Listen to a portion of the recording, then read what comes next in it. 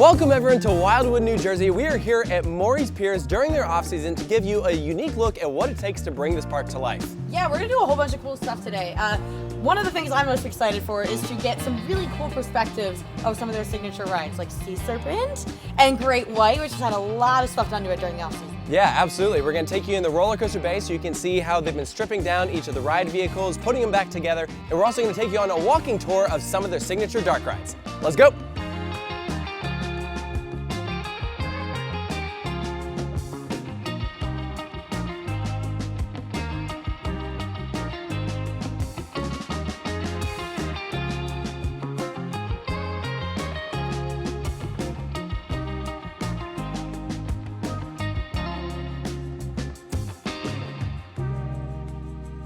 My name is Malachi. I'm one of the maintenance technicians here at Morey's Piers. This is the magnificent Sea Serpent here. It is the third boomerang in the world, the first in the US. This is actually one of my daily inspections, so I have to climb this every day to make sure everything is ready for the day's operations. The lift hill is about like a 45-degree incline right here, and it's got about 170 steps up. So these are our looping brakes here. These brakes are fail open. They use air pressure to close. We actually pull one out every year to do a complete rehaul. We just take it off, clean off all the paint, try and make sure it can last for another 10 years.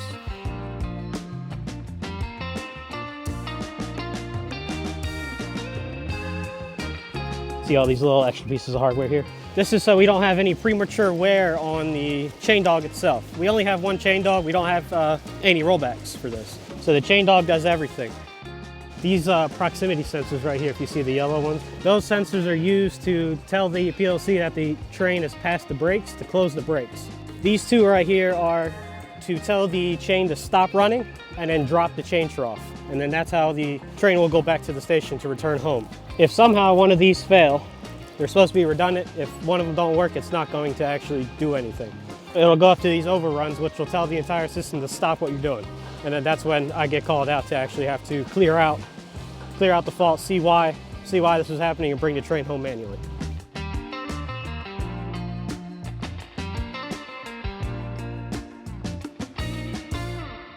So this right here is our lifting device. This is one of the air rams. This is actually how it lifts up the chain. So this whole assembly here is the air ram. This is the quick exhaust. Whenever we want to get rid of all the air, actually drop the chain, it'll actually come through here and drop. It drops very quickly. That's why we always have to make sure we keep our hands and everything away, because it will drop. The endine shock here is used to absorb the impact. We have 3 lifting rams and 3 endine shocks. This is the air control box to actually control the up and down of the chain trough here. This is one of the main air sensors that lets the system know that we have general air pressure.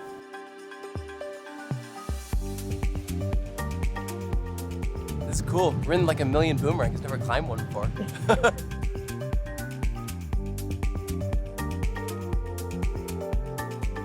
This is the actual drive. This is the planetary gear set here. If we ever lose power, this is actually where we'll have to come up and hook up our little pump we have in that box to this panel, which is a little control panel, in order to actually lower down the train slowly.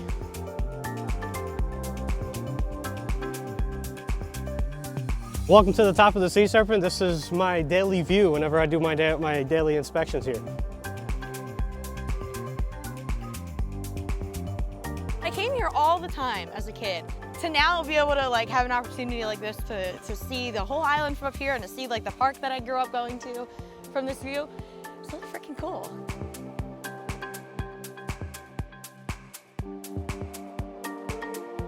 When I'm doing my inspection, I'll usually come up lift 2 and I'll go down lift 1 to do the inspection of lift 1.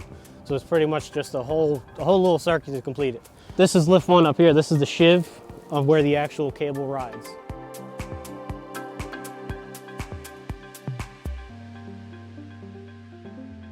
This inspection alone is probably about 3.5 hours with no weeklies or monthlies to do. I've done this climb 15 times in a day when we were doing a lot of work on this hydraulic up here with this new panel that we just put in. And going down and going back up, your legs are just shaking and just jello. It's hard to do this climb constantly. No matter how fit you are, just doing this climb already tests you.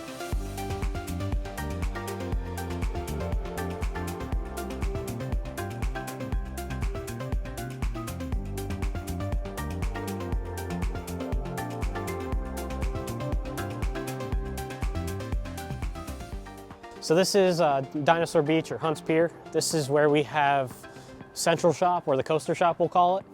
This is where we actually do all the main rebuilds of all the trains. We'll bring the train in right after we close. We'll start disassembling, start doing a bunch of QC, or quality control, NDT, non-destructive testing, to ensure if we need to replace anything or make sure everything is in top shape for the next season. And then we'll start doing a rebuild process when we get parts for whatever that we want to replace.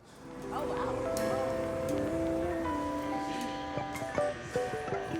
So this is the inside of the Central Shop or coaster shop on Dinosaur Beach or Hunts Pier. This is where we do the actual winter rebuilds. What you see here technically is pretty much all of our racking and everything. So when the Great Nor'easter, or G&E as we will call it in here, when they're actually taken apart, we'll actually have two racks, one for the chassis and then one for the body. Over here is where G&E actually gets worked on. And then right here, doo-wop and the runaway tram get worked on. And then when you come over to my area, this is actually where we do the entire teardown for the Sea Serpent. And this is actually, another fun fact, this is the original sign for the Sea Serpent. So this is the Flitzer sign. We saved it when we actually tore down the ride. So we like keeping some memories of like the different rides we had here. Obviously, being a coaster, it belongs in the coaster shop. The runaway tram gets put right here. This is where we actually have, this is where they put all of the G&E bodies and all that. As you can see, red train and blue train here. Each rack will have its own ride now, that we are able to try and consolidate everything to not take up too much space. And this is the brand new Great White train. My name's Mike Granigan, and I'm Director of Construction here at Morey's Piers. And we're looking at one of the new GCI Millennium Flyer train cars that's going to be new for the Great White Coaster this year.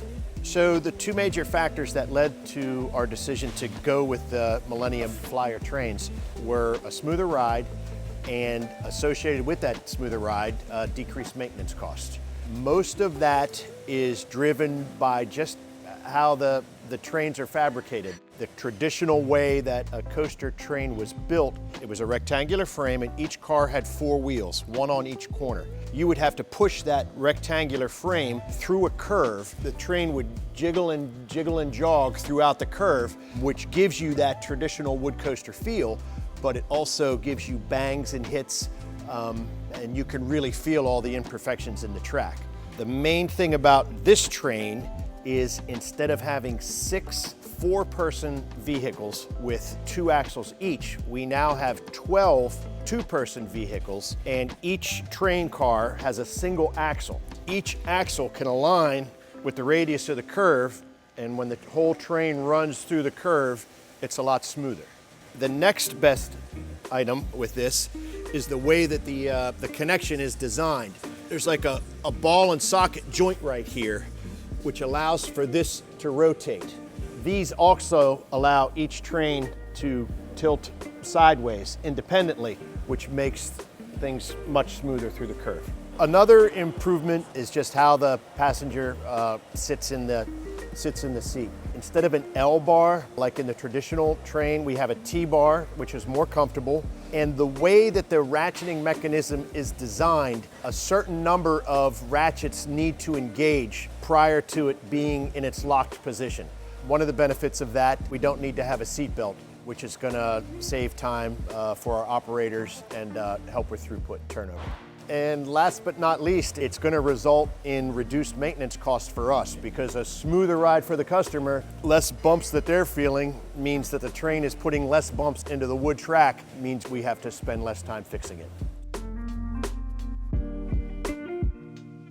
So this is our parts room. Over the 20 years that it's really existed, it has now grown and grown and grown to the point where we had to just buy a warehouse recently to put some of the bigger stuff that was taking up a lot of space in here and put it somewhere on the island. So everything in here are things that we might need very quickly or things that we're using pretty often.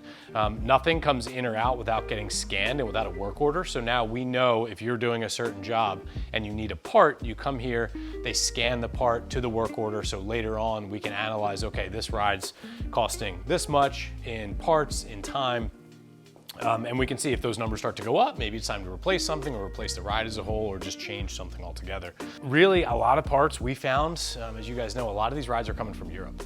So if we need a part, it could be 3 weeks minimum. It's got to get on a ship. It's not something that can always be flown. It's got to get here, could get stuck in customs, and before you know it, the summer's over. So we have a lot of parts in here, things that we're like, we need this here. So if something breaks or something goes down, we can get it up as soon as possible. Does a couple things. The season is short. We want to have all the rides open, of course, but from a guest perspective, if you're here and your favorite ride is closed, not the best memory of Morey's Pier. So we need to keep these rides up for our short season. So as we look through here, everything's organized by, well, as you can see how it's labeled, light bulbs. But then you get ride specific. So here you have the Great White, so you open this up and this is all stuff that's gonna pertain to the Great White. So if I come in here because I need one of these filters, our par level might be 2. So if I take one, Bob scans it in the computer, it's gonna automatically generate a purchase order to have another one. It's because we always wanna have 2 in here. So here's track bolts for the Great White, nice and long. We're into the wheel department. Super scooter wheels, Great White wheels, G&E wheels, Sea Serpent wheels, guide wheels. We even have certain kinds of rope that we keep in stock. Bigger motors, these are probably powering rides. And you never know what you're gonna find in here because stuff's always coming in and out.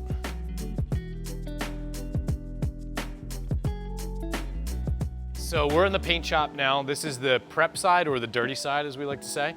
So everything in here, you can see some wheel gondolas and a piece of the Gravitron or Cygnus X1. So the guys are in here prepping these gondolas and they're gonna head over to the clean side shortly. So now we're in the clean side. So once everything's prepped, we bring it over here to get painted and to get finished. The Kanga Bounce is over here, ready to get painted. There's landing flaps for a slide over there, and then you have pieces of the teacup panel that are all getting redone and are gonna be reinstalled this year.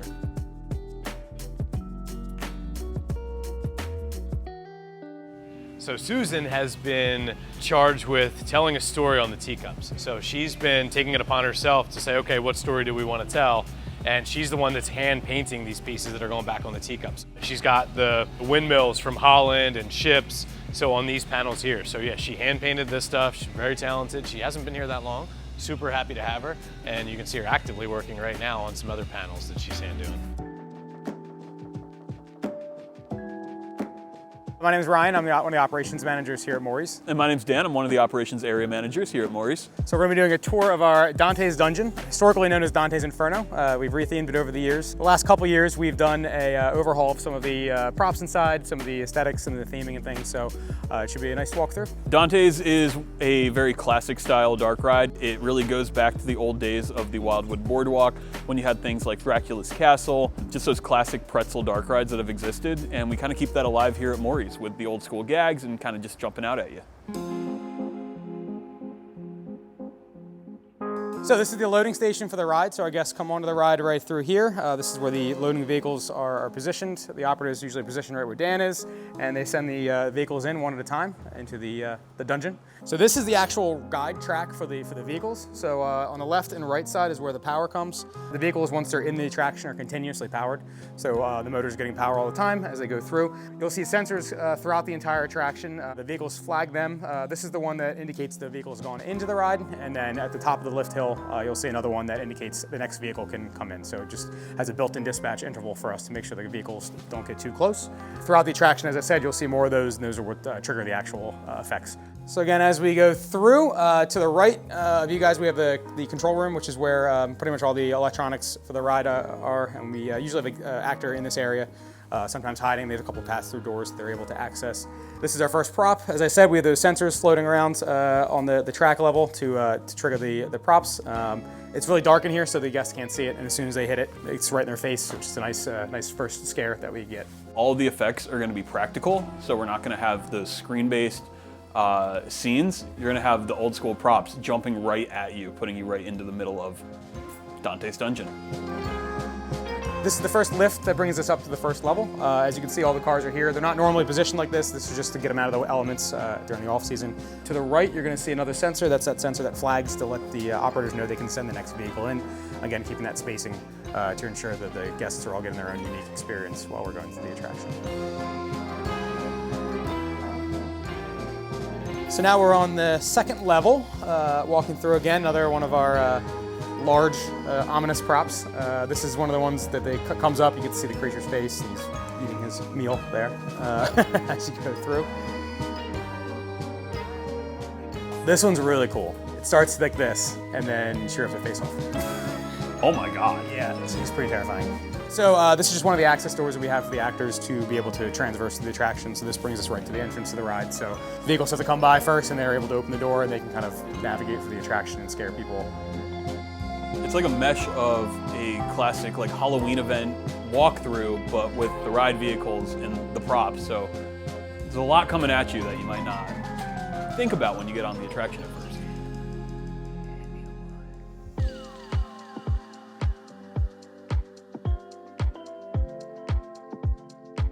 So this is the Great Nor'easter. This is our Vekoma SLC. We're actually celebrating 30 years of this attraction this year, but not the entire attraction.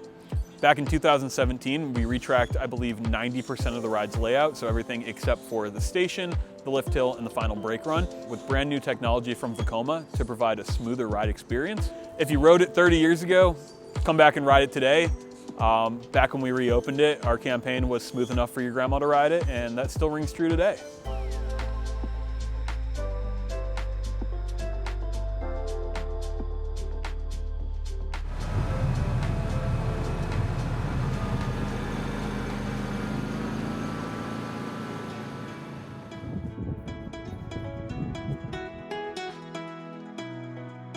So welcome to Adventure Pier over here, and this is the Great White. We're actually about to go down into the tunnel and walk up the lift hill.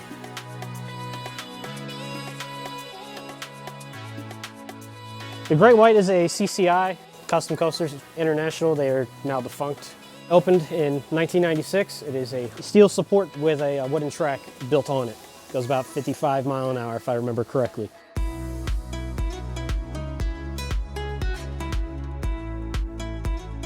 So this is the chain trough for Great White here. These little guards here are a little chain keeper. So in case of a chain breaking or anything, this will actually stop the chain from wanting to come out and do any damage to anything.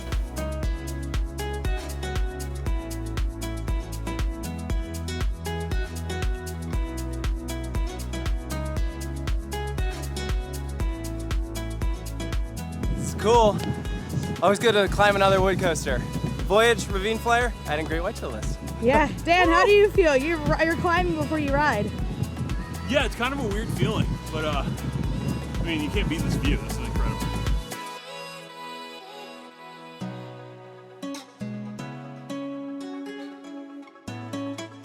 This is the top of the Great White, our nice wooden coaster here. We have the Grand Prix turn down here. Obviously the first drop right after the lift hill. The upper Poma and the lower Poma. Looks like you're about to go right into the ocean. Probably one of the best things about it.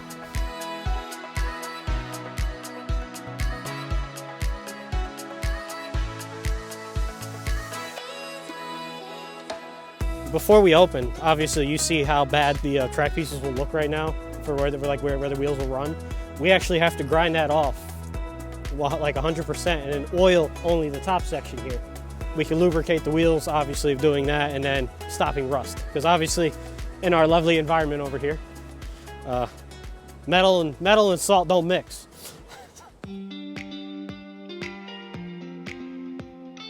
So part of the things we do in the beginning of the season, we do a accelerometer test to check speed and check the forces that the train is getting from the structure.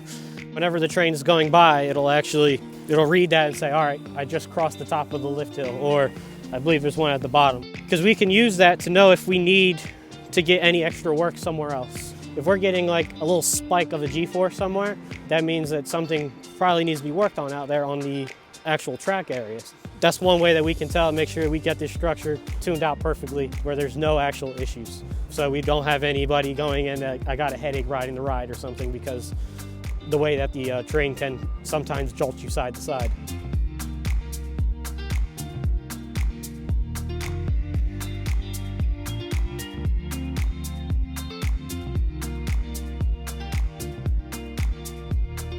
So this is the motor house of the Great White's chain here. This actually has the entire freak drive to control this motor here, which goes into this big old gearbox to actually move this entire chain. This is what drives the train up the hill, essentially, to get it to actually go around its course.